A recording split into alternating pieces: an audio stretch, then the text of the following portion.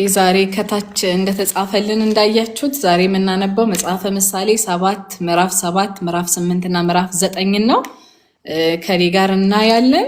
እያንዳንዱን ቨርስ ባይ ቨርስ አይደለም እንግዲህ እያጠናን ያለነው እንደምታውቁት፣ ግን እናንተ ሌላ ጊዜ ደግማችሁ ለማንበብ የሚጠቅማችሁን ያክል ዛሬ ከኔ ጋር እናጠናለን። ከዚህ በፊት እንግዲህ ወይኗዬም ሂዊም በደንብ አድርገው የመጽሐፈ ምሳሌን መግቢያ በደንብ አድርገው ነግረውናል።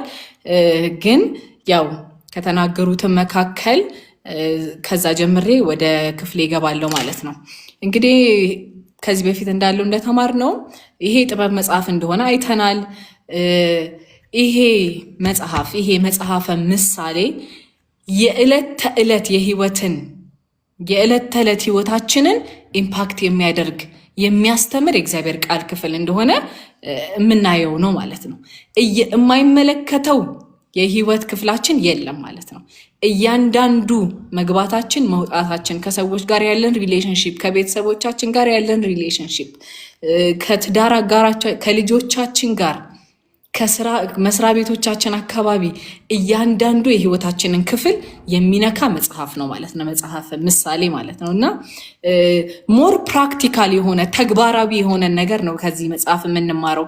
በጣም ፕራክቲካል የሆኑ ነገሮችን ነው የምናየው። መመሪያዎችን እናያለን። እውቀትን ይሰጠናል፣ ምክርን ይሰጠናል፣ ስነ ምግባርን፣ ግብረ ገብን ያስተምረናል ይሄ መጽሐፍ ማለት ነው እና ዓላማ አለው። እንግዲህ ዓላማውን በደንብ ብዬ ነግራናለች። ዓላማው እንግዲህ የይሁዳ መንግስት አለ፣ የእስራኤል መንግስት አለ እና በዛ ኔክስት የሚመጡ ወጣቶች፣ ኔክስት የሚመጡ ጀነሬሽኖች ጥሩ የሆነ ስነ ስርዓት እንዲኖራቸው፣ ግብረገብ እንዲኖራቸው፣ በጣም ጥሩ መሪዎች እንዲሆኑ፣ ባሎች መልካም ባል እንዲሆኑ፣ ሚስቶች መልካም ሚስት እንዲሆኑ፣ አባቶች መልካም አባት እንዲሆኑ፣ እናቶች መልካም እናት እንዲሆኑ፣ መልካም መሪ፣ መልካም አስተዳዳሪ፣ ጥሩ ክህሎት ያላቸው፣ ፍሬያማ የሆኑና እግዚአብሔርን የሚፈሩ እስራኤላውያን እንዲመጡ ተብሎ የተጻፈ መጽሐፍ ነው ይሄ መጽሐፍ ማለት ነው እና በእኛም ዘመንም ደግሞ የሚያስፈልገን ማለት ነው። ሪሊ የሚያስፈልገን ነው።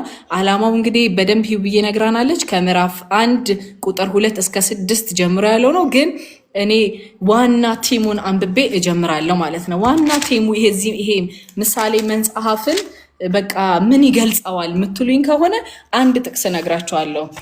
ምዕራፍ 1 ቁጥር 7 ላይ ያለው ማለት ነው። እግዚአብሔርን መፍራት፣ የጥበብ ሁሉ መጀመሪያ እግዚአብሔርን መፍራት ነው። በቃ ሆል መጽሐፍ ቅዱስ የምሳሌን መጽሐፍ ቲሙ ማለት ነው።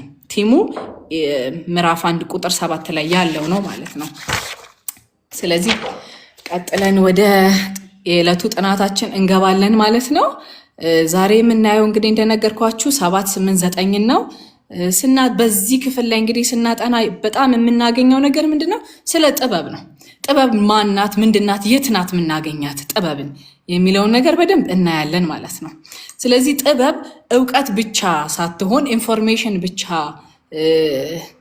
ሳትሆን ደግሞ ፕራክቲካሊ በህይወትም የሚገለጥ ነገር እንደሆነም ደግሞ በዚህ ክፍል እናያለን ማለት ነው።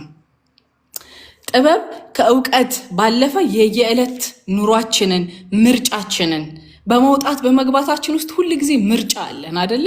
ስለዚህ ምን እንምረጥ የሚለውን ነገር ጥበብ ያስተምረናል ማለት ነው። ምርጫ ላይ አለ። ያ ምርጫችን ደግሞ ምን ላይ ነው መሰረት ያደረገው ብለን ስናስብ እግዚአብሔርን መፍራት ላይ መሰረት እንዲያደርግ አድርጎ ያስተምረናል ማለት ነው። እውነተኛይቱ ጥበብ የት ነው የምትገኘው? እውነተኛይቱ ጥበብ የምትገኘው ከእግዚአብሔር ቃል ውስጥ ነው ማለት ነው። ከእግዚአብሔር ቃል ውስጥ ትክክለኛ ሰማያዊ የሆነችው እውነት በዚህ ውስጥ ትኖራለች ማለት ነው። አንዳንድ ጊዜ አንድ የሚባል ነገር አለ አይደለ? የሆነ አፍሪካ ውስጥ ምናምን በጣም የከበረ ነገር ኖሯቸው ግን አያውቁትም።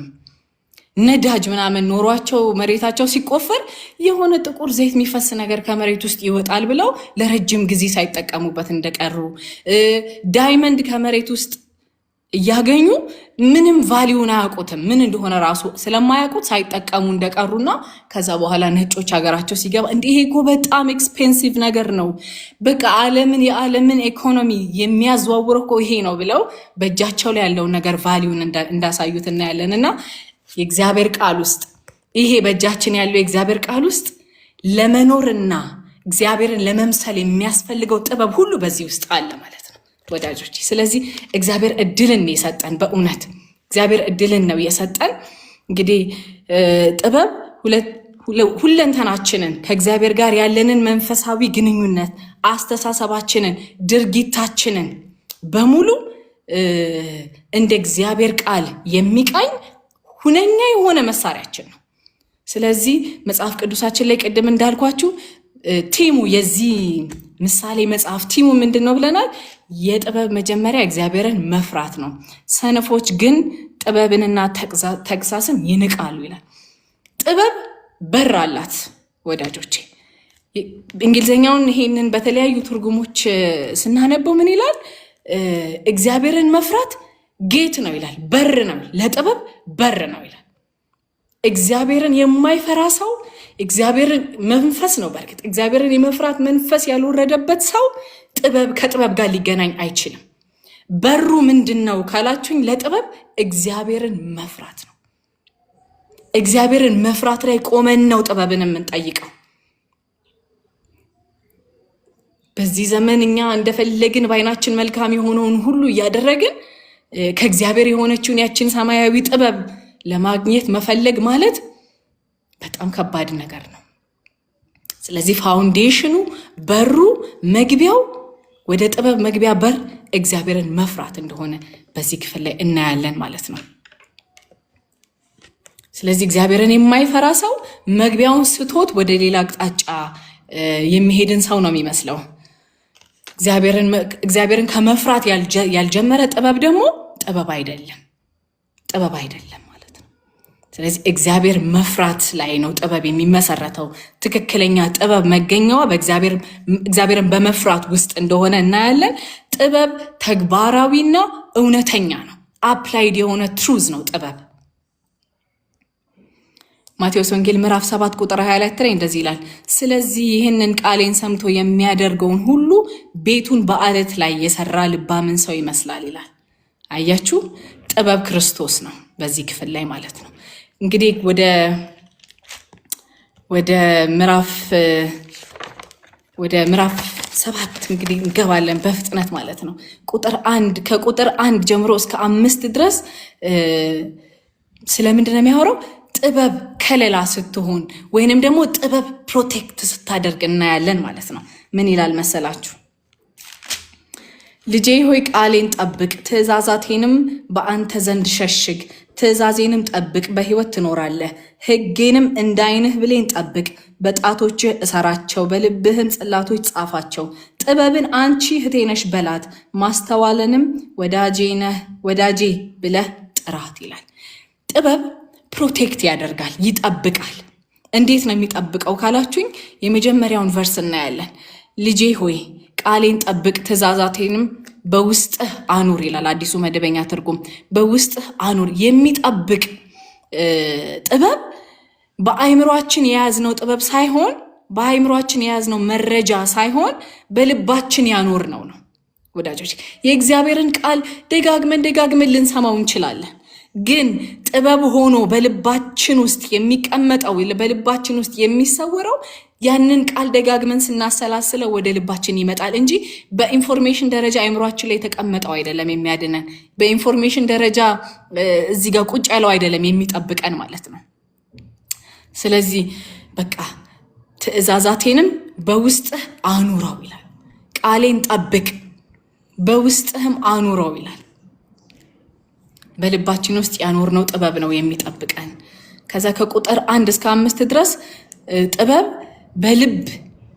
ጥበብን በልብ ስለመሰወር የቀረበ ጥሪ እናያለን ማለት ነው።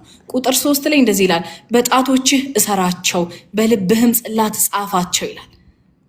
በጣቶች እሰራቸው፣ እንድታስታውሳቸው፣ እንዳትረሳቸው በጣቶች ላይ እሰራቸው ይላል። ከዛ በኋላ ደግሞ በቃ በልብህ ጽላት ላይ ጻፋቸው ይላል። ከእግዚአብሔር ቃል ጋር ሊኖረን የሚገባውን ቁርኝነት ነው ይሄ የሚያሳየን ማለት ነው። ቃሉ ከአእምሯችን ወደ ልባችን፣ ከልባችን ደግሞ ወደ ተግባራችን ሊያልፍ እንደሚገባ በዚህ ክፍል ላይ እናያለን። በእጆችህ እሰራቸው፣ በልብህ ላይ ደግሞ ጻፋቸው ይላል። እያቸው፣ አስተውላቸው፣ አስታውሳቸው። በእጃችን ላይ የታሰረ ነገር እንግዲህ እጁን ሳያይ የሚውል ሰው የለም አይደለ? እንደዛ ሁሉ የእግዚአብሔር በጣቶች ላይ ሰራቸው ይላል። በጣቶች ላይ አስታውሳቸው እንዳትረሳቸው። ከዛ አይተህ ደግሞ አይምሮህ ላይ ብቻ አታስቀምጣቸው፣ በልብህ ጽላት ላይ ደግሞ ጻፋቸው ይላል። ይሄ ሲሆን ያየነውን ነገር እናስተውለዋለን።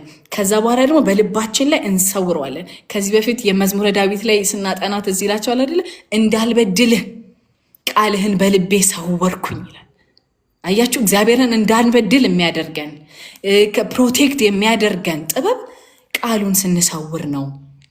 ከለላ የሚሆንን ፕሮቴክት የሚያደርገን የሚጠብቀን በልባችን ጽላት ላይ ተጻፈው ነው እንጂ በአእምሯችን ላይ የተቀመጠው ብቻ እንዳልሆነ በዚህ ክፍል ላይ እናያለን ማለት ነው። ከኃጢአት ማምለጥ የምንችለው በገዛ ኃይላችን ሳይሆን በእግዚአብሔር ቃልና በመንፈስ ቅዱስ አማካኝነት የእግዚአብሔር ጥበብ ከሆነው ከኢየሱስ ክርስቶስ ጋር ባለን ጥብቅ ቁርኝነት ነው። በቃ ሰው ከኃጢአት ማምለጥ የሚችለው በዚህ ብቻ ነው። በገዛ ኃይላችን አይደለም፣ በእግዚአብሔር ቃል እና በመንፈስ ቅዱስ አማካኝነት ነው። ጥበብ የሆነውን ክርስቶስ አንቺና ጌታ እንዴት ናችሁ? እንዴት ነው ሪሌሽንሺፓችሁ? እንዴት ነው? የጠበቀ ቁርኝነት አላችሁ ወይስ እንደ ነገሩ ነው? እንዴት ናችሁ? ዮሐንስ ወንጌል ምዕራፍ 14 ቁጥር 26 ላይ እንደዚህ ይላል፣ አብ በስሜ የሚልከው አጽናኙ መንፈስ ቅዱስ ግን ሁሉን ያስተምራችኋል፣ እኔ የነገርኳችሁንም ያሳስባችኋል። አይገርምም? ኢየሱስ ክርስቶስ የነገረንን ነገር ነው መንፈስ ቅዱስ የሚያሳስበን። ቃሉና መንፈስ ቅዱስ የተለያዩ ነገሮች አይደሉም። መንፈስ ቅዱስ የሚያሳስበን እግዚአብሔር ኢየሱስ ክርስቶስ በምድር ላይ እያለ የነገረንን ነገር ነው ማለት ነው። አብ በስሜ የሚልከው አጽናኙ መንፈስ ቅዱስ ሁሉን ነገር ያስተምራችኋል ይልና ምንም ያስተምሯቸው ሲል እኔ የነገርኳችሁን ሁሉ ያሳስባችኋል። መንፈስ ቅዱስ ከቃሉ ተለይቶ አይሰራም። የሰማነውን የክርስቶስ ቃል ነው የሚያሳስበን። የሰማነው ያነበብነውን የእግዚአብሔርን ቃል ነው የሚያሳስበን። ያላነበብነውን ነገር ምን ብሎ ያሳስበን? ያላነበብነውን ነገር እንዴት አድርጎ ወደ ልባችን ያትምልን?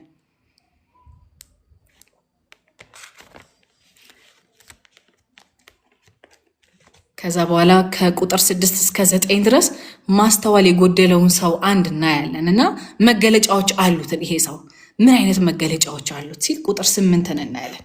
ቁጥር 8ን ስናይ ምን ይላል? የቤቷን አቅጣጫ ይዞ በማዕዘኑ አጠገብ ባለው መንገድ ያልፍ ነበረ ይላል። ከዛ ቀኑ መሸት ሲል በውድቅት ሌሊት በጽኑ ጨለማ ማንም ሰው በማያየው ሰዓት ይሄዳል ማለት ነው። ስለዚህ ማስተዋል የጎደለው ሰው ምን አይነት ነው መገለጫው ካላችሁኝ፣ በተሳሳተ ጊዜና ቦታ ይገኛል።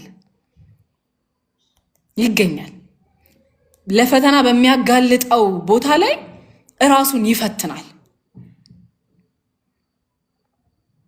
እግዚአብሔር ሽሹ ያለንን ነገር ተጠግተን ራሳችንን ለፈተና ማጋለጥ የለብንም ወዳጆቼ።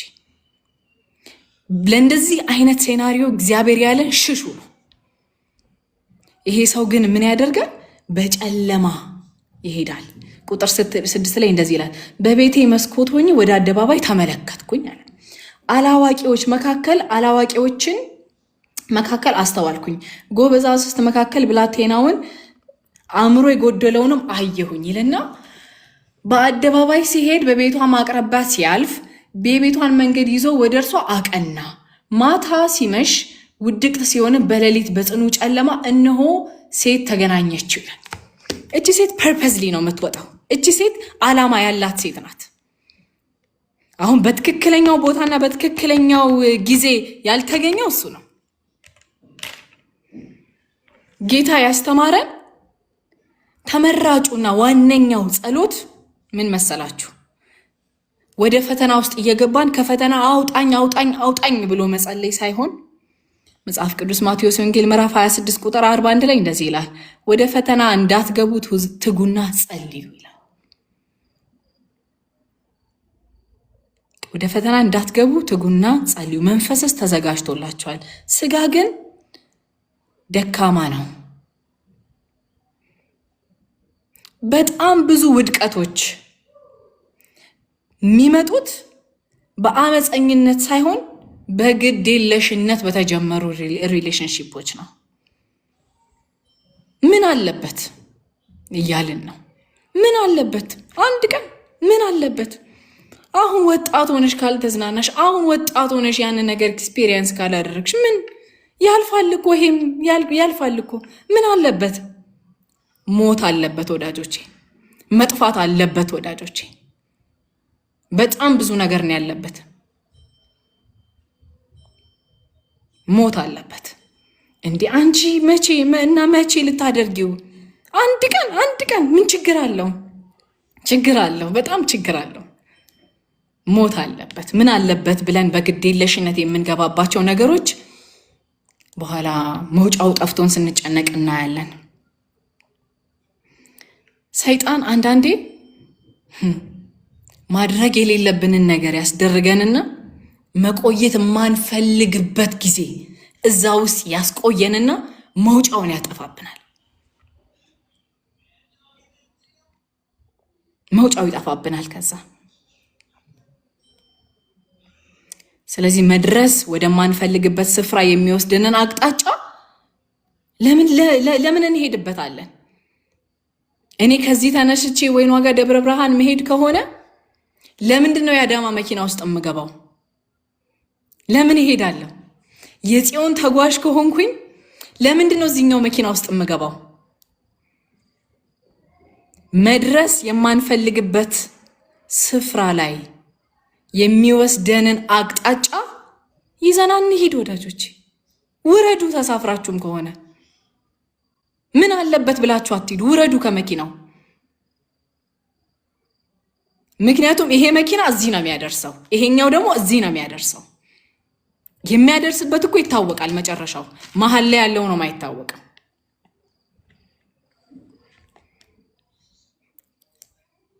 ስለዚህ መድረስ የማንፈልግበት ስፍራ የሚወስደንን መንገድ ወይንም አቅጣጫ ይዘና እንሂድ። መድረስ የምንፈልግበት ቦታ ላይ የሚወስደንን አቅጣጫ ይዘን እንሂድ። ከዛ ከቁጥር 10 እስከ 20 ድረስ ይሄ የመጣው ፈተና ስልት አለው። ይሄ ዝም ብሎ በዘፈቀደ አይነት አይደል፣ በጣም ሲስተማቲክ እና ስትራቴጂክ የሆነ ስልትን ነው የምናየው ማለት ነው። የመጀመሪያ ምን ትለዋለች? አንተን ለማግኘት መጣው ትለዋለች።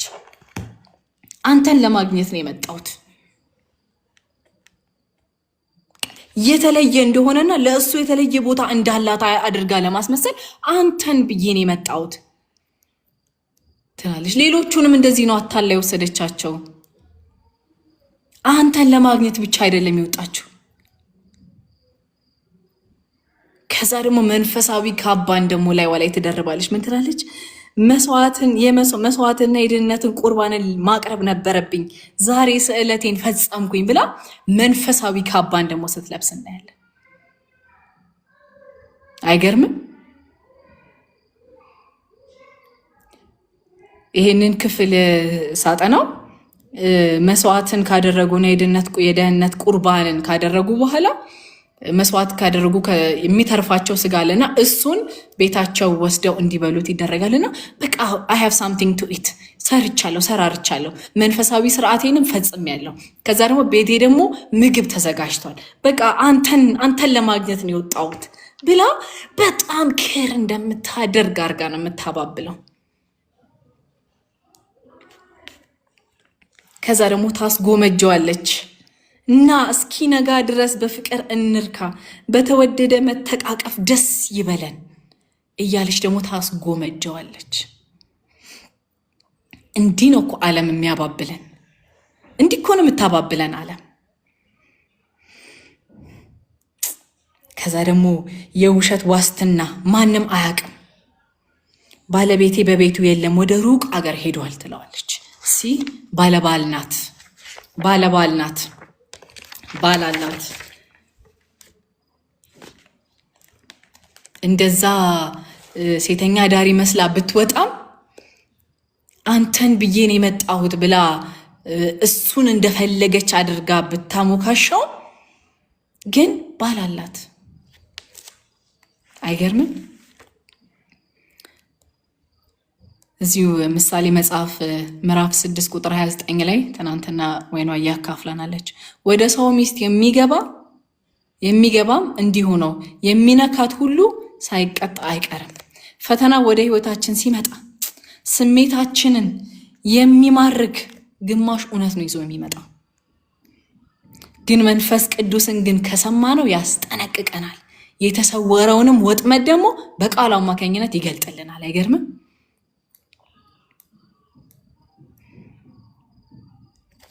ከቁጥር 21 እስከ 23 ድረስ ደግሞ አስከፊውን አወዳደቅ እናያለን። አስከፊ አወዳደቅ በእውነት በሬ ወደሚታረድበት ስፍራ እንደሚነዳ አጋዘንም ቸኩሎ ወደ ወጥመድ እንደሚገባ ወዲያው እርሷን ተከትሎ ሄደ ይላል። ወዲያው እርሷን ተከትሎ ሄደ፣ ፍላጻም ሆድ ዕቃውን እንደሚወጋው አይነት ሆነ፣ ወደ ወጥመድ እንደሚገባ ወፍም መሰለ። ይህ ሁሉ ሲሆን ህይወቱ በአደጋ ላይ ለመውደቅ መቃረቡን አላወቀም ነበር። በጣም የደነገጥኩት ይህንን ክፍል ሳነብኔ በአዲሱ መደበኛ ነው አሁን ያነበብኩላችሁ። ይህ ሁሉ ሲሆን ህይወቱ በአደጋ ላይ ለመውደቅ መቃረቡን አላወቀም ነበር። ቀጥሎ የሚመጣውን ሞት፣ ቀጥሎ የሚመጣውን ኮንሲኩዌንስ አላወቀም ነበር። ግን በቃ በሬ ሊታረድ እንደሚሄድ፣ አጋዘን ቸኩላ ወጥመድ ውስጥ እንደምትገባ፣ በቃ ወፍ በቀደም ፓስተር ዳኒ እያስተማረን ነበር አይደል? ስለ ወጥመድ የሆነች እንደዚች የምትመስል ሰፌድ ነገር አስቀምጠን ምግቧ ላይ እዚህ መሬቱ ላይ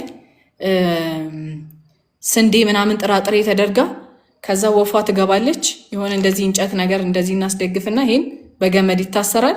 ልክ አገኘው ብላ ስትገባ ይሄንን ክድን እንደሚያደርገው ይሄንን አይታ ስትሄድ ልክ እንደዚህ ሰውዬ ይህ ሁሉ ሲሆን በህይወቱ በአደጋ ላይ ለመውደቅ መቃረቡን አላወቀም ነበር። በጣም የሚያሳዝነው በእውነት በቃ ወዲያው እሷን ተከትሎ ሄደ። ራሱን መግዛት እንደተሳነው በዚህ ክፍል ላይ እናያለን። ወደ መታረድ እንደሚገባ በሬ፣ ወደ ወጥመድ እንደሚገባ ወፍ ሆነ። ተታለለ፣ ተሸነገለ በንግግር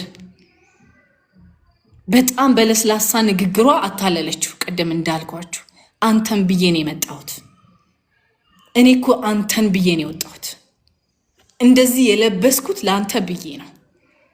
አሁን እኮ መስዋዕቴን አቅርቤ መምጣቴ ነው፣ ባሌ የለም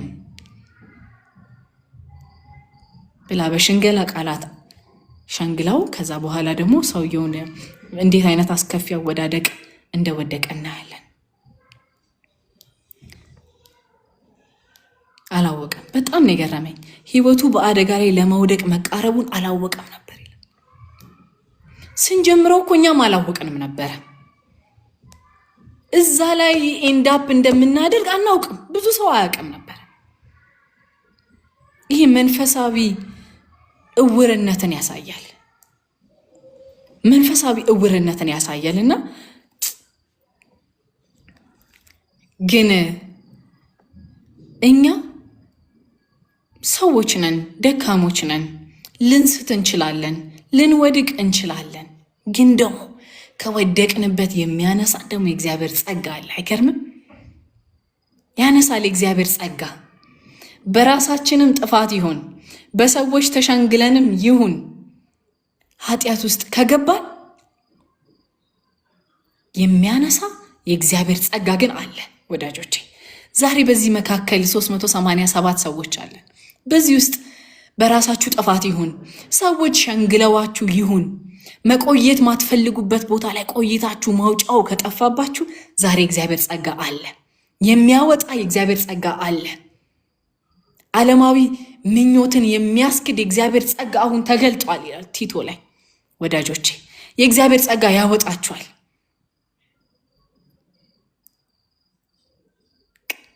ስለዚህ ዛሬ እንድትወጡ እኔ ጸልይላችኋለሁ። መጨረሻ ላይ ስንጸልይ እኔ መውጣት ፈልጋለሁ የምትሉ ሰዎች አብረን እንጸልያለን። እንዳትወጡ አበረታታችኋለሁ። ጸጋ ከኃጢአት መውጫ ነው። ጸጋ ከኃጢአት ያወጣል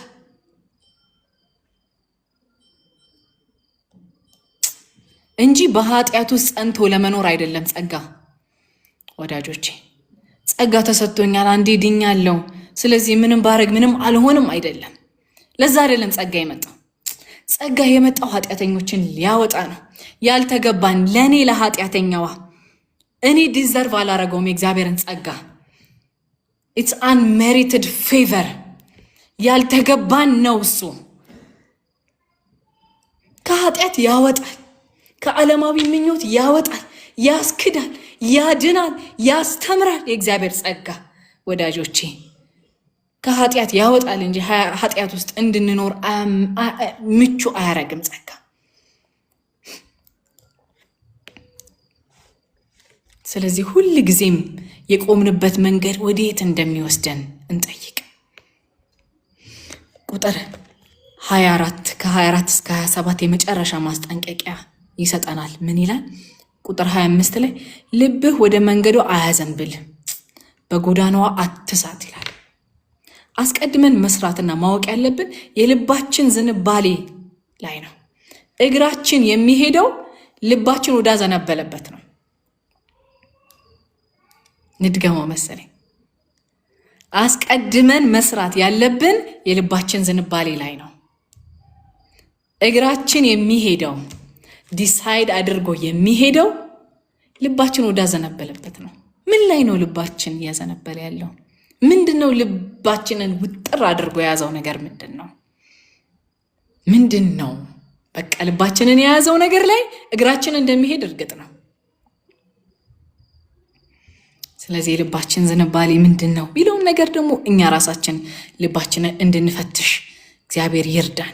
ቁጥር 26 ላይ አዋርዳ የጣለቻቸው ብዙዎች ናቸውና የገደለቻቸውም ስፍር ቁጥር የላቸውም ይላል። አይገርምም? ስፍር ቁጥር የላቸውም። you are not special። አንተ፣ አንቺ፣ እኔ የተለየን አይደለንም። ብዙዎች ወድቀዋል። ስፍር ቁጥር የላቸውም።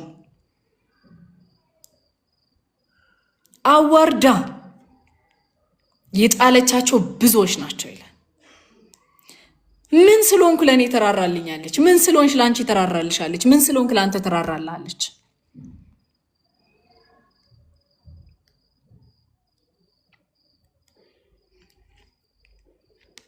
ደሊላ ሳምሶን፣ የደሊላና የሳምሶን የፍቅር ታሪክ ትዝ ይላችኋል አይደል? በቃ ፍቅር የምትሰጥ መስላ በየዕለቱ እንዴት ልታዋርደው እንደምትችል እንዲነግራት ትወተውተው ነበረ። ሲሳካላት ጸጉሩን ላጨችው፣ አይኑን አወጡት፣ ወፍጮ ፈጪ አደረጉት። አይገርምም? ያንን የመሰለ ጃይንት ሰው፣ ያንን የመሰለ ሰው፣ አንበሳን በእጁ ይገነጥል የነበረ ሰው፣ ያን መስፍን እንዴት አድርጋ እንዳዋረደችው አያችሁ? እና ለምንድን ነው ለኛ መትራራለን? ዓለም ለምን ትራራልናለች? ለኛ አትራራ። ምንም ልዩ አይደለንም፣ ምንም ስፔሻል አይደለንም። አዲስ ነገር የለም፣ የለም አዲስ። ለማንም ራርታ አታውቅም። ዓለም አታላይ ናት ወዳጆቼ።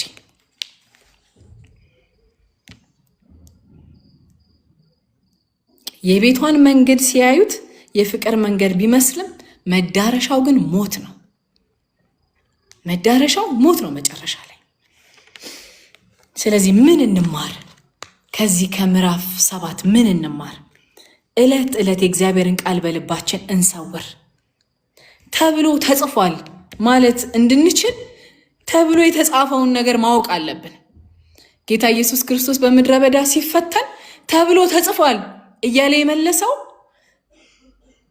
ቃሉ መጀመሪያ በልቡ ስለነበረ ነው። በልቡ ላይ ሰውሮት ስለነበረ ነው። ልጄ ሆይ ቃሌን ስማ ሲል ጌታ ኢየሱስ የመጨረሻው በቃ ሰምቶ የታዘዘ ልጅ ማለት ጌታ ኢየሱስ እኮ ነው።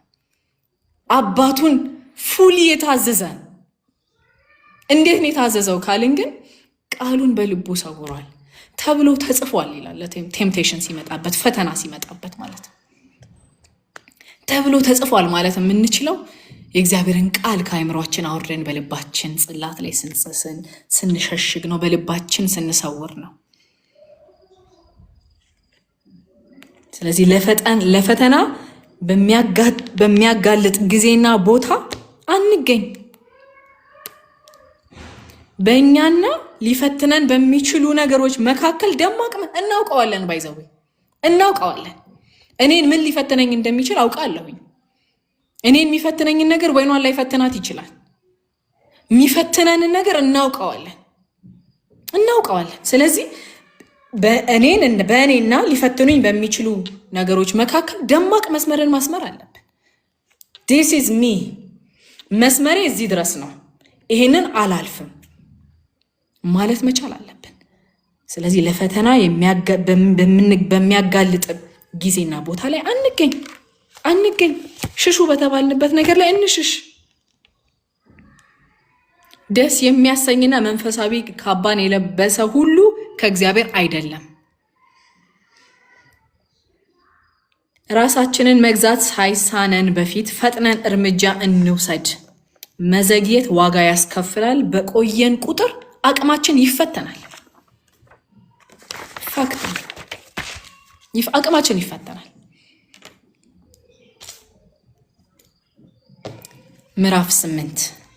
ወደ ምዕራፍ 8 ገብቻለሁ።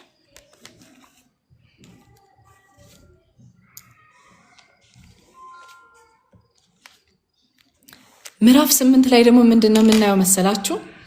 አሁን ምዕራፍ 7 ላይ ጥበብ ከጉዳት ከጥፋት እንዴት እንደምናመልጥባት እንዴት እንደምንሸሸግባት ነው ያየነው። ልክ ቁጥር 9 ላይ ስንገባ ግን ጥበብ ፐርሰን ሆኖ ነው የምናገኘው። ህላዌ ሆኖስ ፐርሰን ሆኖ ነው የምናገኘው እና በቃ ፐርሰን ሆኖ የተገለጠበት ክፍል ነው። ቁጥር 1 እስከ 5 ድረስ እንደዚህ ይላል። ጥበብ ጮሃ አትጣራምን? ማስተዋልስ ድምጿን ከፍ አድርጋ አታሰማምን? በመንገድ አጠገብ ካሉ ኮረብቶች መንገዶቹ በምንገናኝበት ላይ ትቆማለች። ወደ ከተማይቱ የሚያስገቡ በሮች አጠገብ መግቢያ ላይ ድምጿን ከፍ አድርጋ እንዲህ ስትል ትጮኻለች። ሰዎች ሆይ የምጠራው እኮ እናንተን ነው። ለሰው ልጆች ሁሉ ድምፄን ከፍ አደርጋለሁ።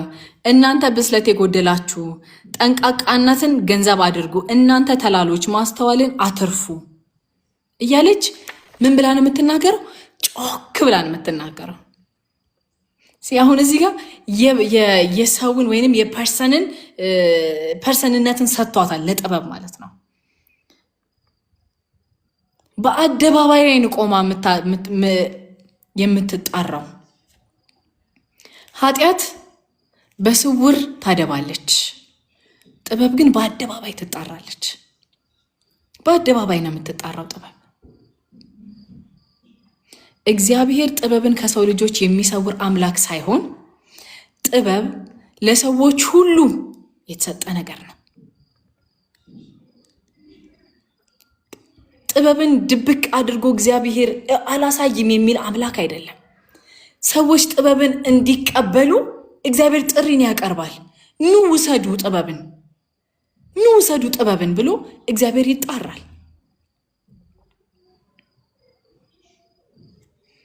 ከዛ በኋላ ከቁጥር 6 እስከ 11 ድረስ የጥበብን ንጽህና እናያለን። 6 ላይ እንደዚህ ይላል። የሚናገረው ቁም ነገር ስላለኝ አድምጡኝ ትላለች። ከአንደበቴም ትክክለኛ ነገር ይወጣል። እኔ እውነት የሆነውን እናገራለሁ። ክፋት በእኔ ዘንድ የተጠላ ነው። የምናገረው ሁሉ እውነት ነው። ጠማማ ወይንም ወልጋዳ አይደለም። ማስተዋል ላለው ሰው ሁሉ ግልጥ ነው። እውቀት ላለው ሁሉ ትክክል ነው እያለች ጥበብ ምን አይነት ንጹህ እንደሆነች ደግሞ በዚህ ክፍል ላይ እናያለን። ትክክል ናት። እውነት የሆነ ነው። ከዛ ደግሞ ከክፋት የጸዳ ነው። ከዛ ደግሞ ግልጥ ነው። ጠማማና ዘበርዋራ ያልሆነ ነው። ግልጥና ቀጥተኛ ናት። ጥበብ ትክክለኛ ናት። ቅን ናት። ውሸት የለባትም። እውነት ክፋትን ትጠላለች። ከክፋት የጸዳች ናት። ግልጽ ናት፣ ግልጽ ናት፣ በቃ ግልጽ ናት። አንደርስታንድ ለማድረግ አትከብድም። በቃ ውስብስብ አይደለም ጥበብ። ጌታ ኢየሱስ ክርስቶስ በምድር ላይ ሲያስተምር በጣም ነው በቃ እኔ ልብ የሚነካው። እንዴት ግልጽ እንዴት እንደሚገባኝ እኔ በቃ ልነግራችሁ አልችልም። በቃ ሲምፕል ነው፣ ውስብስብ አይደለም። ጥበብ እንደዛ ናት። በቃ ግልጽ ናት፣ ትክክል ናት፣ እውነት ናት፣ ከክፋት የጸዳች ናት።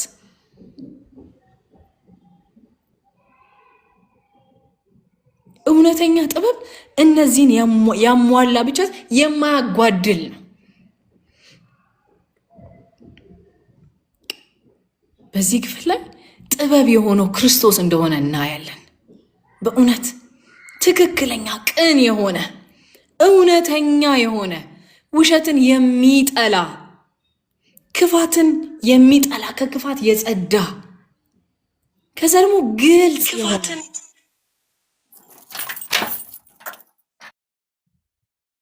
ጠማማና ዘወርዋራ ያልሆነ ውስብስብ ያልሆነ ጥበብችን ነው የምትመስለው። ከቁጥር 6 እስከ 11 ድረስ ማለት ነው። ቁጥር 10 ላይ ከብር ይልቅ ምክሬን ምረጡ፣ ከንጹህ ወርቅ ይልቅ እውቀትን ምረጡ ይላል። እኔ ጥበብ ከእንቁ የምበልጥ ስለሆንኩኝ ምንም ነገር ብትመኙ ከኔ የሚወዳደር አንድም ነገር የለም። አዲሱ መደበኛ ነው ማለት ነው። አንድም ነገር የለም ከኔ የሚወዳደር። ከእንቁ ከቀይ እንቁ እበልጣለሁ። ጥበብ ጠቃሚ ብቻ ሳትሆን ከጠቃሚ ነገሮች ሁሉ የላቀ ዋጋ ያለው ነገር ነው። ቀይ እንቁ ማለት በጣም ኤክስፔንሲቭ ነገር ነው ወዳጆቼ። እኔና ቲጂ አንድ ቢሮ እንደምንሰራ ከዚህ በፊት ነግረናቸዋል። እና የምንሰራ የነበረው የከበረ ማዕድን የሚሸጥ ድርጅት ውስጥ ካምፓኒ ውስጥ ነበረ የምንሰራው እና የከበሩ ማዕድናቶችን ዋጋ በጣም እናውቃለን። በጣም ኤክስፔንሲቭ ነው፣ በጣም ውድ ነው። አንድ ሰው እችን አገኘ ማለት ህይወቱ ነው የሚቀየረው። ማለት እንደነበረ አይቀጥልም። ቶታሊ ነው ማለት በጣም ኤክስፔንሲቭ ነው ስላችሁ፣ በጣም ኤክስፔንሲቭ ነው። ጥበብ ከእንቁ የምበልጥ ስለሆንኩኝ አይገርምም? ያንን እንቁ ያገኘ ሰው ህይወቱ ቶታሊ እንደሚቀየረው በቃ በፊት ይኖረውን የነበረውን ህይወት ዳግመኛ አያየውም፣ ቢፈልገው አያየውም። ጥበብ ከዚህ ይበልጣል። አይገርምም? ጥበብ ጠቃሚ ነገር ብቻ ሳይሆን ከጠቃሚ ነገሮች ሁሉ በላይ የላቀ ዋጋ ያላት ናት። የላቀ ዋጋ ያላት ናት ጥበብ።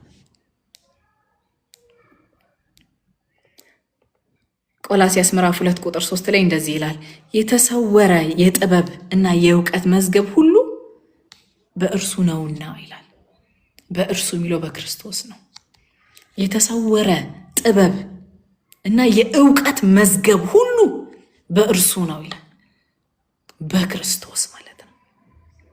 ይሄ መዝገብ የሚለው ማለት ነው እንደዚህ እድር ምናምን የሚመዘገብበት አይነት መዝገብ አድርጋችሁ እንዳታስቡት።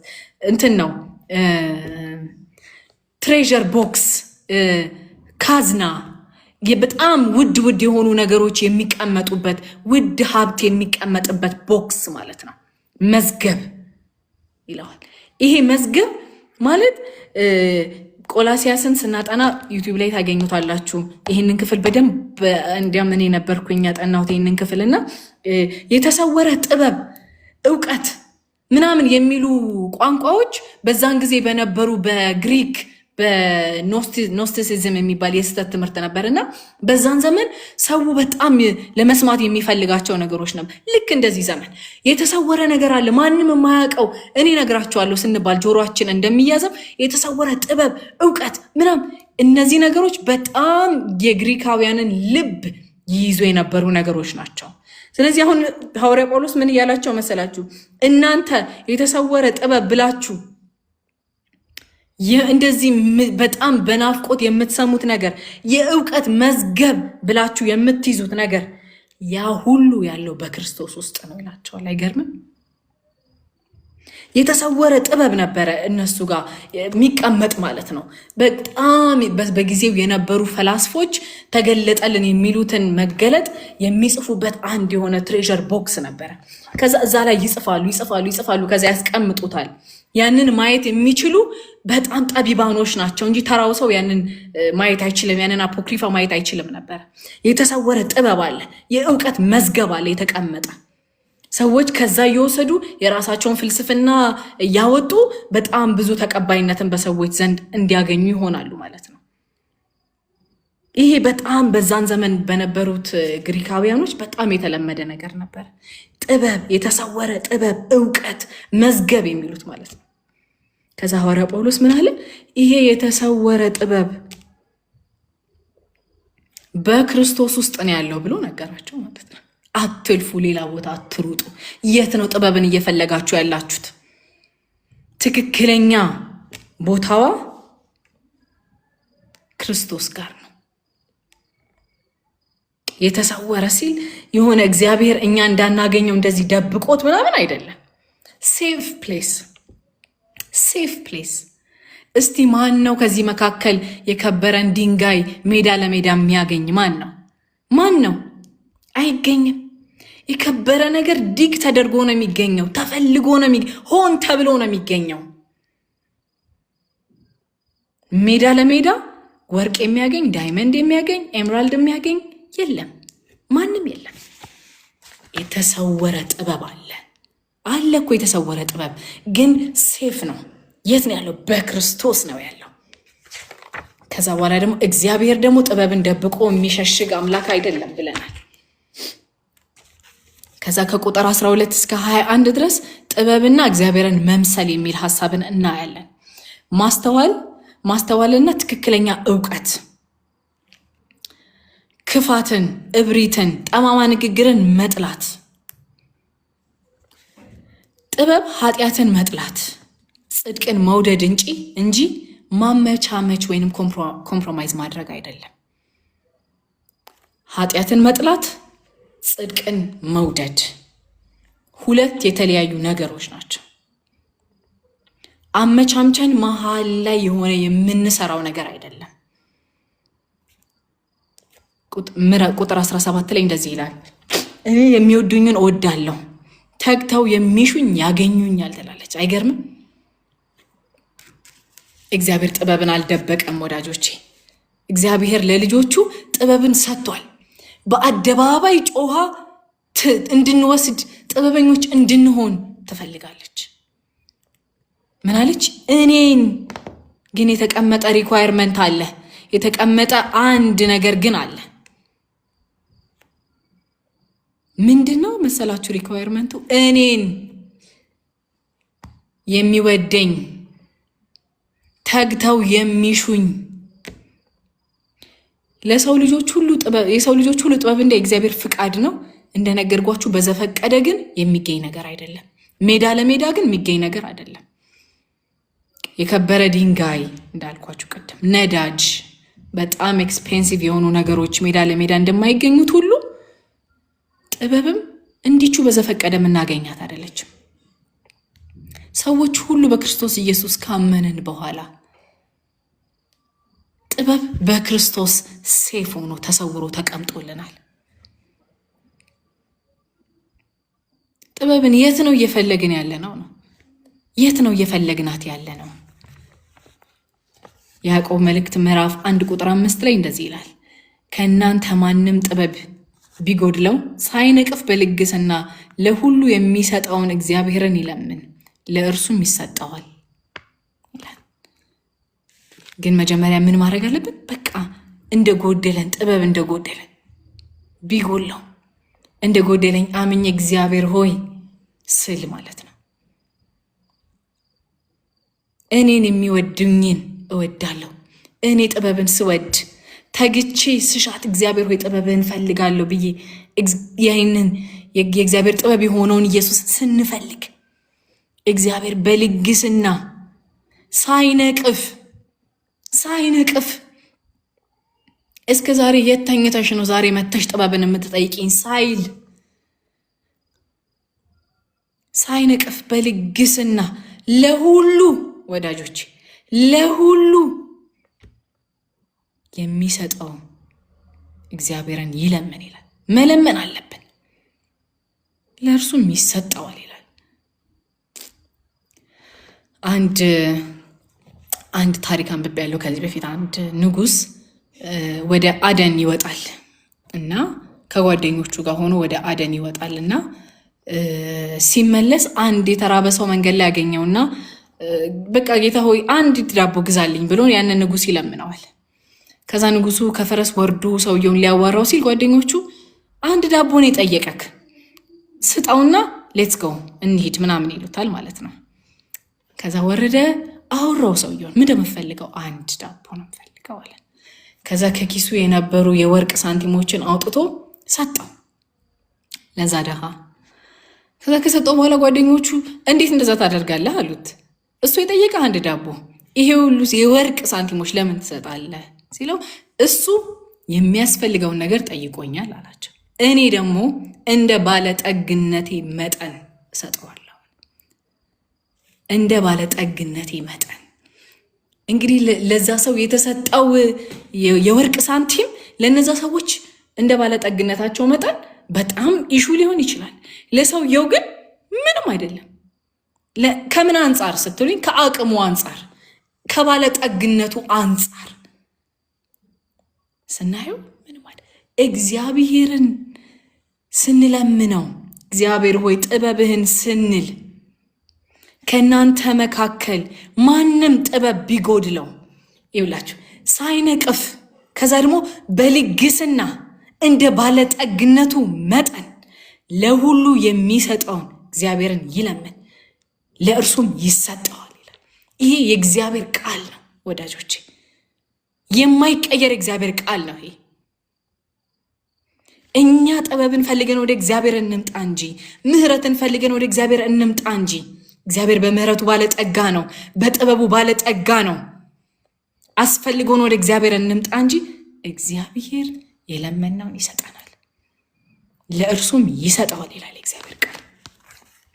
ቁጥር 18 ላይ ብልጽግናና ክብር በእኔ ዘንድ ይገኛሉ ይልና ዘላቂ ሀብት እና እድገት የኔ ናቸው ትላለች። ዘላቂ ሀብት የሚሄድ የሚመጣ ሳይሆን ዘላቂ ሀብት የኔ ናቸው ይላል። ጥበብን ያገኘ ሌላው አይጎልበትም፣ እንዲያውም ዘላቂነት ባለው መልኩ ይጨመርለታል። ከቁጥር 22 እስከ 31 ድረስ በጣም በቃ ፌቨራይት፣ እኔ እንዴት ልንገራችሁ፣ በጣም የምወደው ክፍል ነው። በቃ የጥበብ ዘላለማዊ ኖባሬነትን ታሳያለች። ጥበብ ለካ የሆነ ጊዜ አፔር ያደረገ ነገር አይደለም። አይገርምም? ቁጥር 22 ላይ እንደዚህ ይላል፣ እግዚአብሔር ከቀድሞ ስራዎቹ በፊት የተግባሮቹ መጀመሪያ አድርጎ አመጣኝ። በጣም አይገርምም? ቁጥር 22 ላይ ማለት ነው።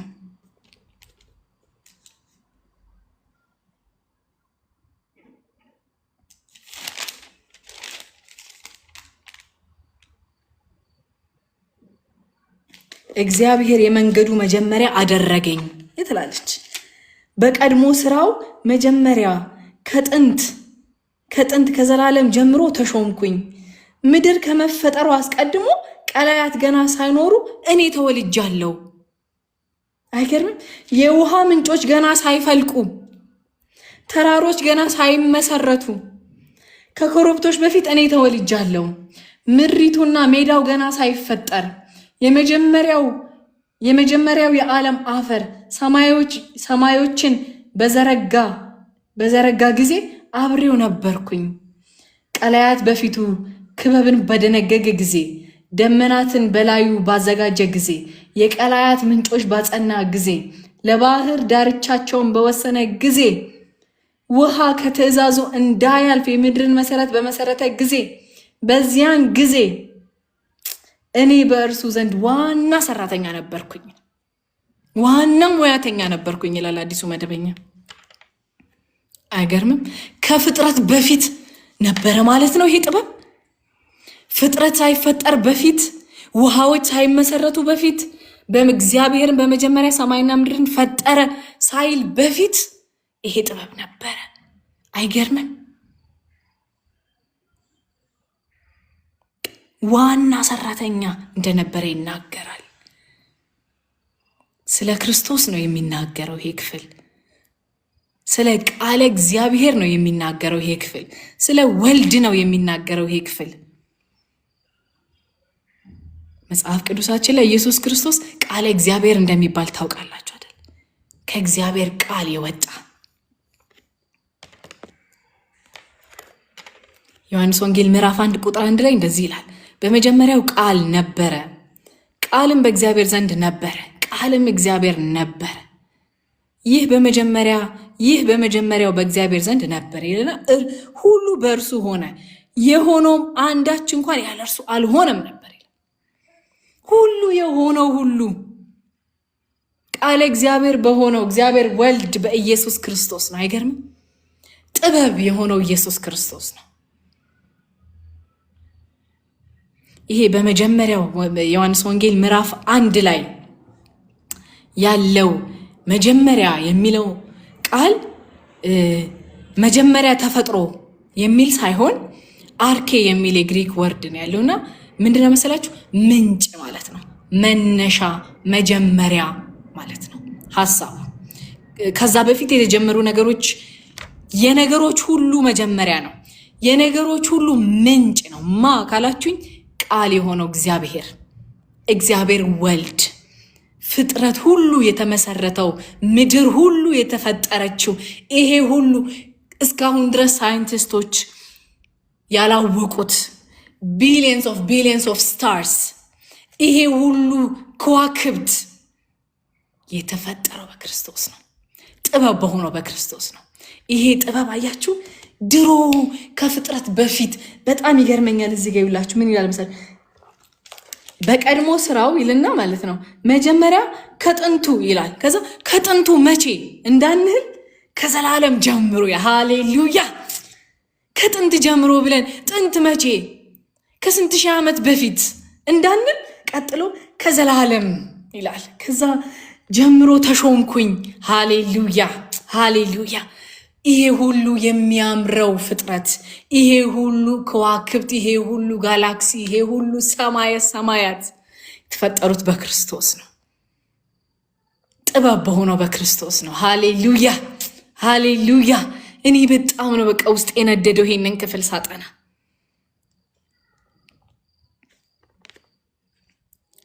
ይሄ መጀመሪያ ዮሐንስ ወንጌል ላይ ያለው መጀመሪያ ዘፍጥረት ላይ ካለው መጀመሪያ ይለያል። ባይዘወይ እግዚአብሔር በመጀመሪያ ሰማይና ምድርን ፈጠረ ከሚለው ይለያል። ብዙ ጊዜ ቲጂ ትላለች አይደለም? መጽሐፍ ቅዱስ በክሮኖሎጂካል ኦርደሩ አይደለም የተጻፈው፣ አሁን ላይ የተቀመጠው ማለት ነው። የታሪክ መጽሐፍ፣ የህግ መጽሐፍት እያልን ነው ከፋፍለን ለማንበብ እንዲመች።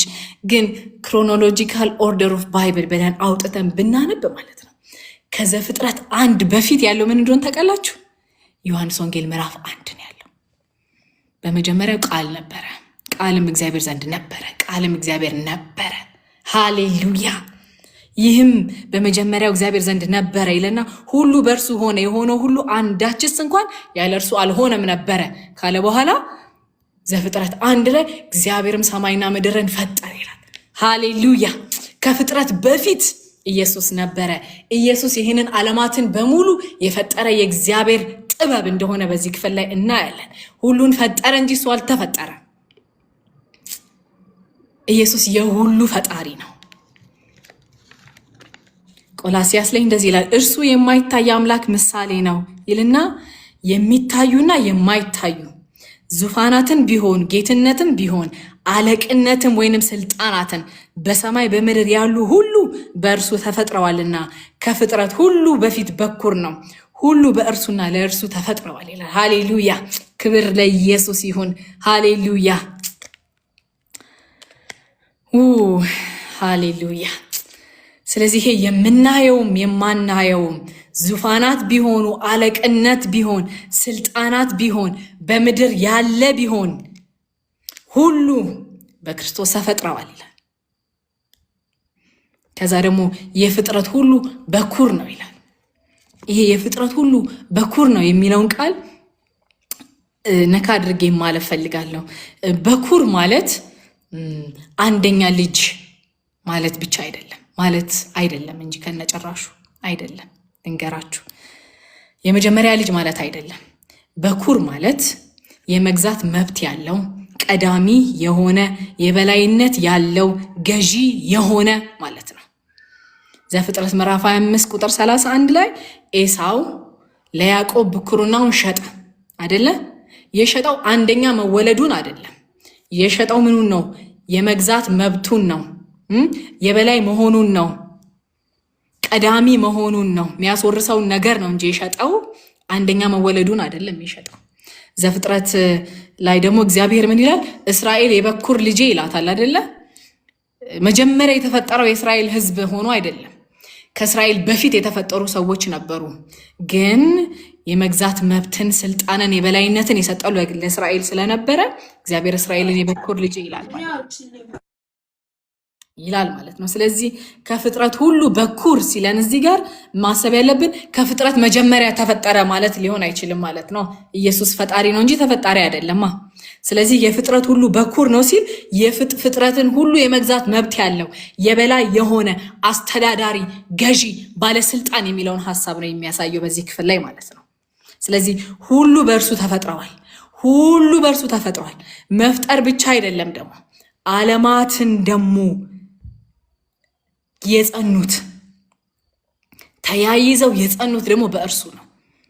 ወዳጆች ፈጥሮ ብቻ ደግሞ አልተወንም። ከዋክብት ከከዋክብት ጋር የማይገጫጩት፣ ምድር ዑደቷን ጠብቃ የምትዞረው፣ ፀሐይ መውጫዋና መግቢያዋን ማንም ሳይነግራት የምትወጣው የምትገባው ለምንድን ነው ሲባል መፍጠር ብቻ ሳይሆን ተያይዘው ደግሞ የጸኑት በእርሱ ስለሆነ ነው።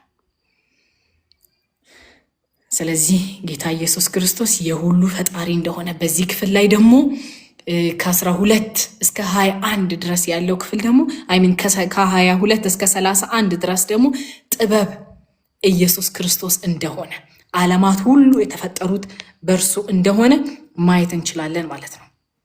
ስለዚህ ቀጥታ ይሄ ጥበብ ብሎ የሚያሳየው ወደ ኢየሱስ ክርስቶስ እንደሆነ እናያለን ማለት ነው። ከ32 እስከ 36 ድረስ ያለውን እናያለን። ጥበብን አግኟት፣ ምረጧት የሚል ሀሳብን ነው የያዘው። የሚያገኘኝ ሁሉ ሕይወትን ያገኛል፣ ከእግዚአብሔር ዘንድ ሞገስን ይቀበላል ይልና የሚያጣኝ ሁሉ ግን ራሱን ይጎዳል፣ የሚጠላኝ ሁሉ ሰው ይሞታል፣ ሞትን ይወዳል ይላልና ጥበብ በዚህ ክፍል ላይ የህይወትና የሞት ጉዳይ ሆና ቀርባ እናያታለን። ደግሞ የሚመርጣት ህይወትን ያገኛል፣ የማይመርጣት ደግሞ ህይወቱን ሊያጣ እንደሚችል አድርጎ ያሳየናል ማለት ነው። መጽሐፍ ቅዱሳችን ላይ ዮሐንስ ወንጌል ምዕራፍ 14 ቁጥር 6 ላይ ኢየሱስ እንዲህ አለ፣ እኔ እውነት፣ መንገድ፣ ህይወት ነኝ አለ። በእኔ በቀር ወደ አብ የሚመጣ የለም ማለት። ስለዚህ በዚህ ክፍል ላይ የምናየው ጥበብ ቀጥታ ወደ ኢየሱስ ክርስቶስ እንደሚጠቁመን እናያለን ማለት ነው። ምን እንማር ከዚህ ክፍል ላይ የሚለውን ስናይ ጥበብ በየዕለቱ ትጣራለች፣ ምላሽን እንስጥ ወዳጆቼ፣ እንስጥ። ከገንዘብ ከዝና ወይንም ከየትኛውም ስኬት በላይ ለጥበብ ዋጋ እንስጥ። ጥበብን ሆን ብለን በትጋት ልንፈልግ ይገባል። ሆን ብለን እንፈልጋት። ስለዚህ አንደኛ ጥበብ በየዕለት ትጣራለች፣ ምላሽን እንስጥ የሚል ሀሳብ አለው። ሁለተኛ ከገንዘብ ከዝና ወይንም ከየትኛውም ስኬት በላይ ለጥበብ ዋጋ እንስጥ። ሶስተኛ ጥበብን ሆን ብለን በትጋት ልንፈልጋት ይገባል። አራተኛ ብቸኛ የህይወት መንገድ የእግዚአብሔር ጥበብ የሆነው ኢየሱስ ክርስቶስ ብቻ ነው። ብቸኛ የህይወት ጥበብ ኢየሱስን ከመረጥን ህይወት እናገኛለን። ኢየሱስን ካልመረጥን ሞት በዛ መንገድ ላይ እንዳለ እናያለን። የእግዚአብሔር ጥበብ የሆነው ኢየሱስ ክርስቶስን ስንመርጥ ግን ብቸኛ የህይወት መንገድ በሱ እንደሆነ ማየት እንችላለን ማለት ነው። ወደ ምዕራፍ 9 ገብቻለሁ። ምዕራፍ 9 እንግዲህ እንደ ቅድምስ በመግቢያው ላይ እንደተናገርኩት ምሳሌ መጽሐፍ ዕለት ህይወታችንን ሪታዬ ምንድነው 3 ረቁ ያልሽው? ምን እንማር የሚለውን ሐሳብ ልድገመው ይሆን? 4 ነው ፖይንቱ። የመጀመሪያው ፖይንት ጥበብ በየዕለቱ ትጣራለች፣ ምላሽን እንስጥ። አንደኛ ነው።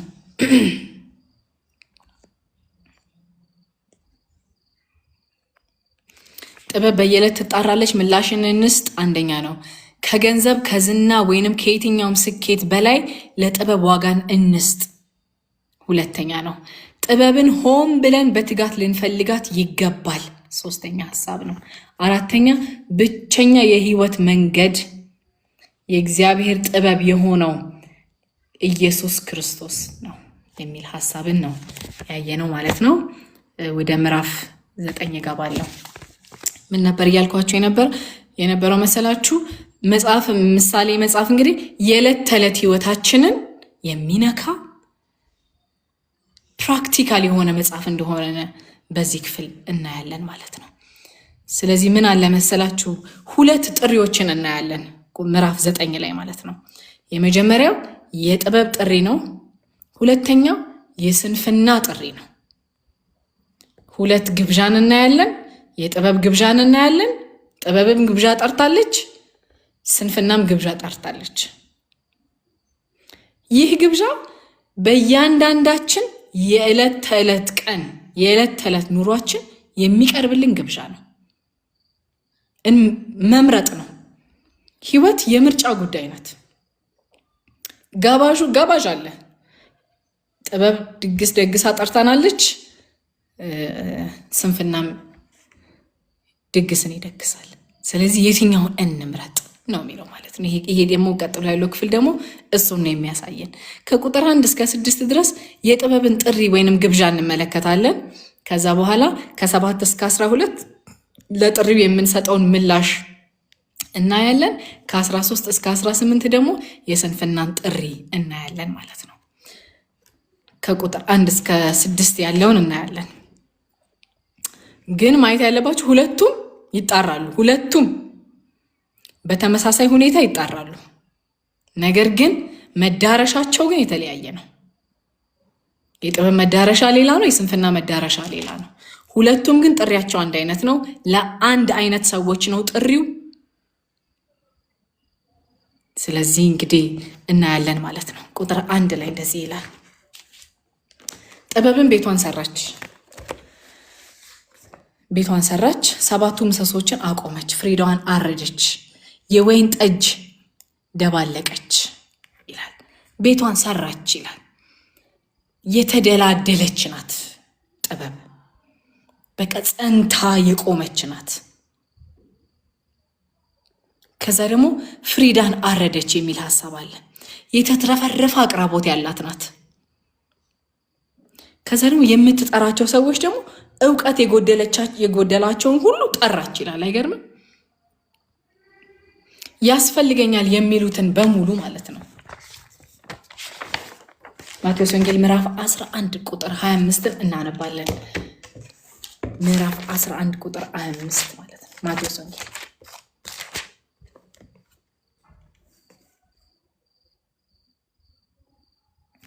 እንደዚህ ይላል።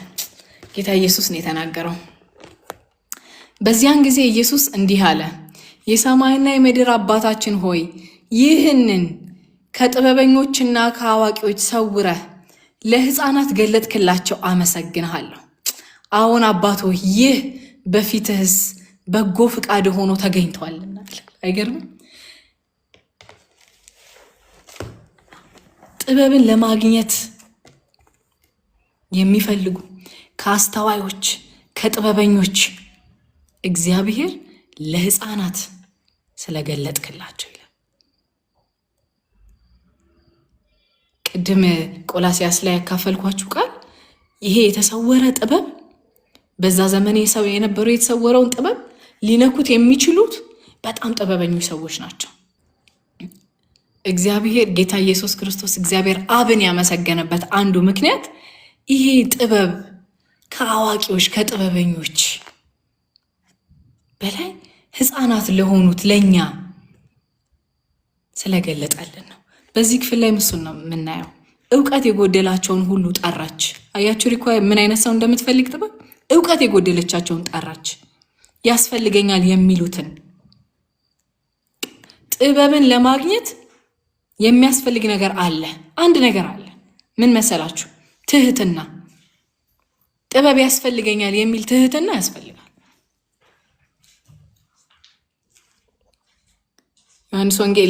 ማቴዎስ ወንጌል ምዕራፍ 11 ቁጥር 28 ላይ እናንተ ደካሞች ሸክም የከበዳችሁ ሁሉ ወደ እኔ ኑ እኔም አሳርፋችኋለሁ ጌታ ኢየሱስ። ስለዚህ ከኛ ምን ያስፈልጋል ማለት ነው? መምጣት ያስፈልጋል ማለት ነው። ያስፈልጋል።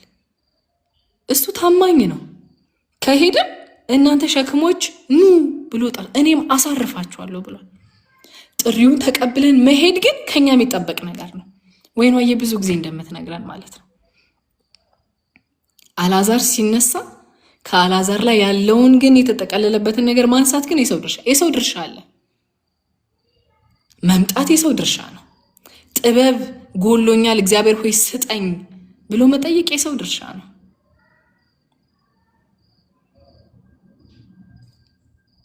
ወይኗዬን አስገቢያት እህቴ። ሉቃስ ወንጌል ምዕራፍ 14 እንደዚህ ይላል። ላንብብላችሁ።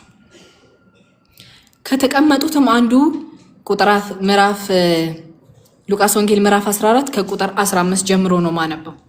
ከተቀመጡትም አንዱ ይሄን ሰምቶ በእግዚአብሔር መንግስት እንጀራ የሚበላ ብፁዕ ነው አለ። ብፁዕ ነው አለው። እርሱ ግን እንዲህ አለው፣ አንድ ሰው ታላቅ እራትን አድርጎ ብዙዎችን ጠራ።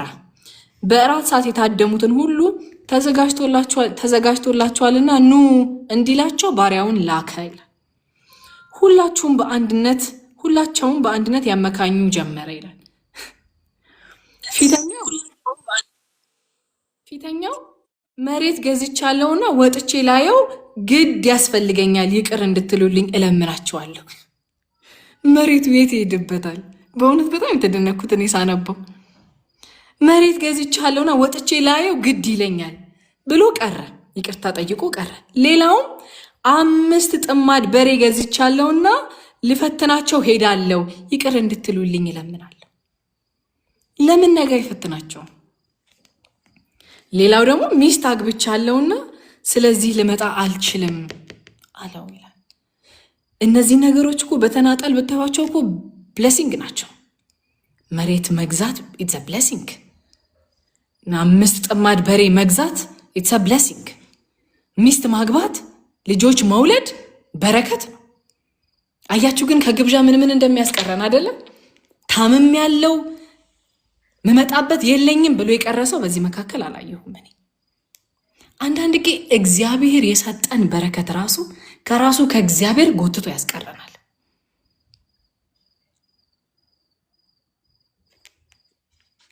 ባሪያውም ደርሶ ይህንን ለጌታ ነገረው። በዚያ ጊዜ ባለቤቱ ተቆጥቶ ባሪያውን ወደ ከተማ ጎዳናና ወደ ሳላቸው ፈጥነህ ውጣ፣ ድሆችን፣ ጉንድሾችን፣ አንካሶችን፣ እውሮችን ወደዚህ አግባ አለው ይላል። ባሪያውም ጌታ ሆይ እንዳዘዝከኝ ተደርጓል፣ ገናም ስፍራ አለ አለው። ጌታውን ባሪያውን ቤቴ እንዲሞላ ወደ መንደርና ወደ ቅጥር ግቢ ይገቡ ዘንድ ግድ በላቸው ይላል። እላችኋለሁ ከታደሙት ከነዚያ ሰዎች አንድስ እንኳን እራቴን አይቀምሰውም አለ ይላል። ምን አይነት ምላሽ ነው የምንሰጠው? አዎ ጥበብ እውነት ነው፣ ጥሪን ታደርጋለች፣ ግብዣ ታደርጋለች። ግን ምንድን ነው ምላሻችን? ምንድን ነው የምንመልሰው? መሬት ገዝቻለሁና እስቲ ልየው ግድ ይለኛል፣ ላየው ግድ ይለኛል። 5 የጥማድ በሬ ገዝቻለሁ፣ ልፈትናቸው ሄዳለሁ፣ ከዛ ሚስት አግብቻለሁ። ኢትስ አ ብሌሲንግ። ስለዚህ ለጥበብ ምን አይነት ምላሽ ነው የምንሰጠው? የእግዚአብሔርን ቃል ላለማንበብ፣ ቸርች ላለመሄድ ምን አይነት ኤክስኪውዝ ነው ያለን?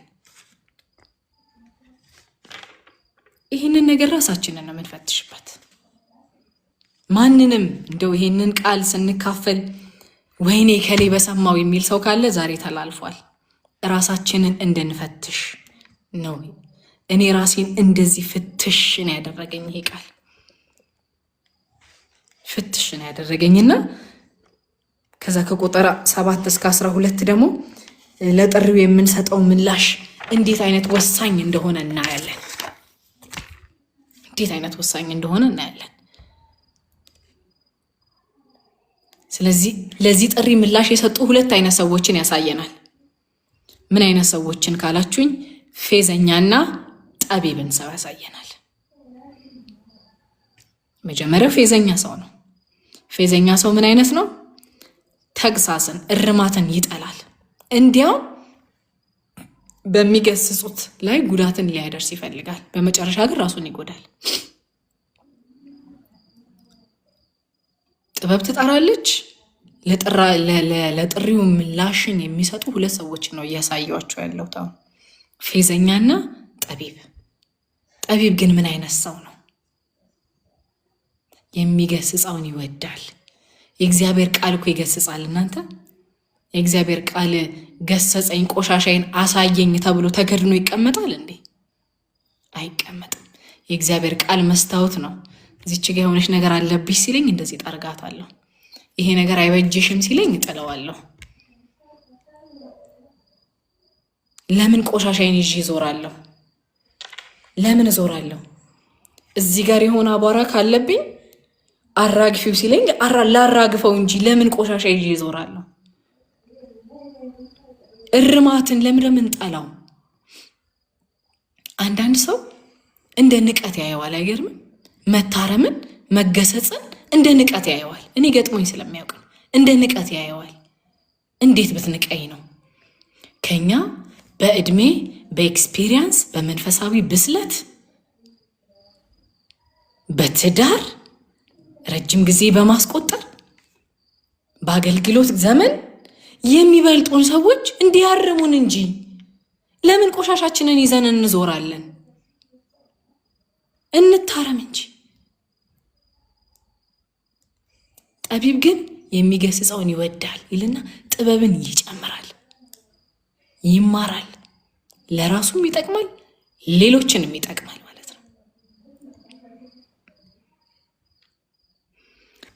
እኔ ሁል ጊዜም ከየትኛውም አገልግሎቴ በኋላ ሁል ጊዜም ቲጂ ዛሬ ብትኖር ትነግራችሁ ነበረ፣ በጣም ረጅም ቮይስ ከረጅም ጽሁፍ ጋር እንደዚህ አታርጊ፣ እንደዚህ አታርጊ፣ እንደዚህ አታርጊ የሚል እርማት ይደርሰኛል።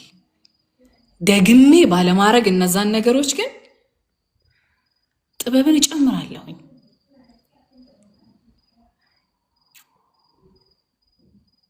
ስለዚህ ከኛ የተሻለ ሰው ኤክስፔሪየንስ ያለው ሰው ሲያርመን ሲገስጸን ደስ ብሎን እንደ ትምህርት ነው መቀበል ያለብን እንጂ እንደ ሰነፍና እንደ ፌዘኛ ሰው ተግሳጽን እምንጠላ እንዳንሆን።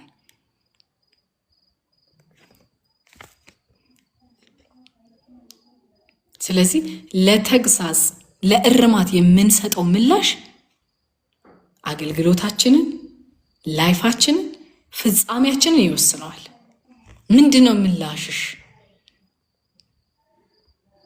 ፓስተርሽ ሲያርምሽ ምንድነው የሚሰማሽ? እሱን አይተን እሱ ነገርሽ ላይ እሱን ነገር አይተን ለተግሳጽ የምንሰጠው ምላሽ ፍጻሜያችንን ዲተርሚን ያደርገዋል፣ ይወስነዋል።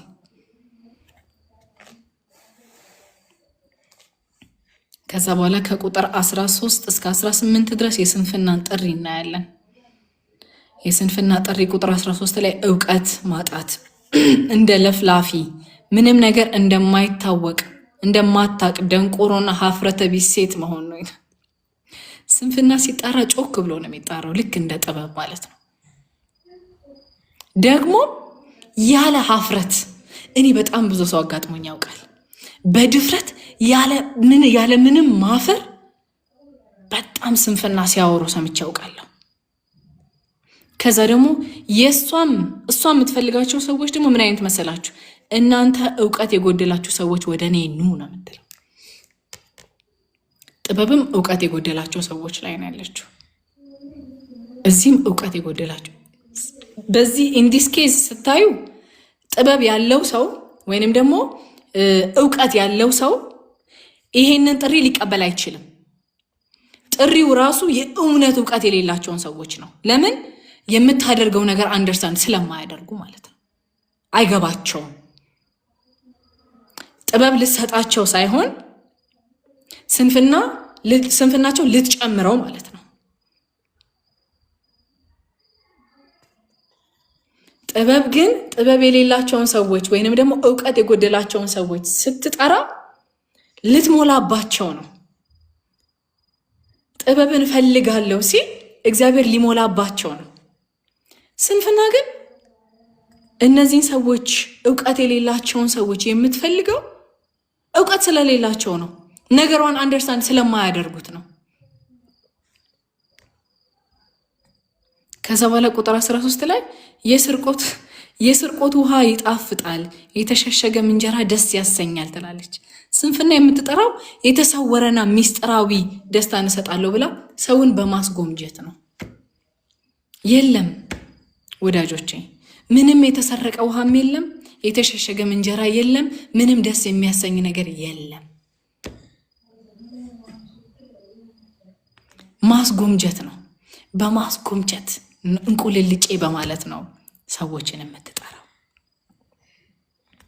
ወደ እርሷ ቤት የሚሄዱ ሁሉ እንደሚሞቱና እስካሁን ድረስ ቤቷ የገቡት ወደ ሙታን ዓለም ተሽቆልቆሏል እንደወረዱ አያውቁም።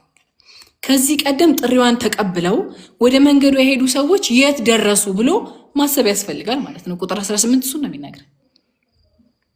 እሺ ጥሪዋን ተቀብለው የሄዱ ሰዎች የት ደረሱ? አሁን የት ደረሱ?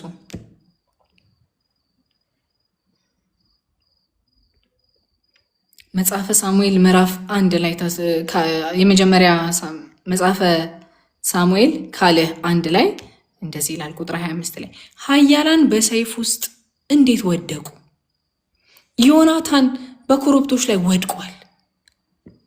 ይህን ጥያቄ መጠየቅ ወድቆ ከመማር ይጠብቀናል። የት ሄዱ? ጥሪዋን ተቀብለው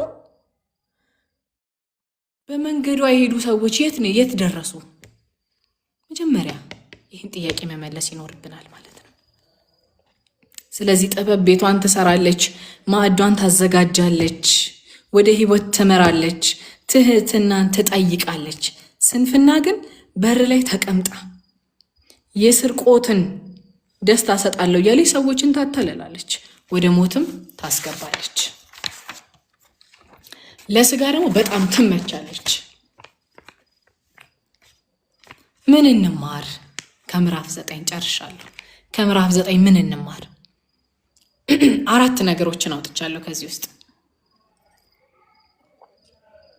የመጀመሪያው የህይወት አቅጣጫችንን የምንወስነው በምንሰማው ድምፅ ነው የሚቀረጸው። ምን ድምፅ ሰምተን ነው የህይወታችንን አቅጣጫ የምንወስነው? የጥበብን ጥሪ ጥበብም ትናገራለች፣ ስንፍናም ትናገራለች። በጎች የእረኛቸውን ድምፅ ባላጠኑ ቁጥር፣ አብረው ከእረኛቸው ጋር ጊዜ ባላሳለፉ ቁጥር በጣም የሌላ ድምፅ ይወስዳቸዋል። ሌላ እረኛ እየጠራ ይወስዳቸዋል። ለምን? ድምፁን ስላላወቁት። ስለዚህ 2 ድምፅ አለና የኛ የሆነውን የጥበብ የሆነውን የእረኛችን የሆነውን ድምፅ ማወቅ ይሆንልን። ሁለተኛ ለእድገትም ሆነ ለውድቀታችን ወሳኙ ትሁት መሆን ወይንም ትዕቢተኛ መሆን ነው። ለእድገታችን ትሁት መሆን ነው፣ ለውድቀታችን ደግሞ ትዕቢተኛ መሆን ነው ማለት ነው። ሁለተኛ ነው። ሶስተኛ ኃጢአት በአቀራረቡ የሚስብ ቢሆንም ፍጻሜው ግን ሞት ነው።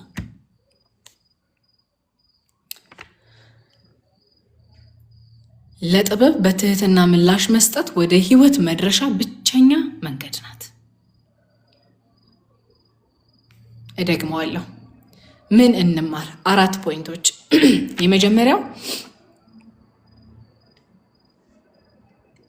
የህይወት አቅጣጫችንን በምንሰማው ድምፅ ይቀረጻል።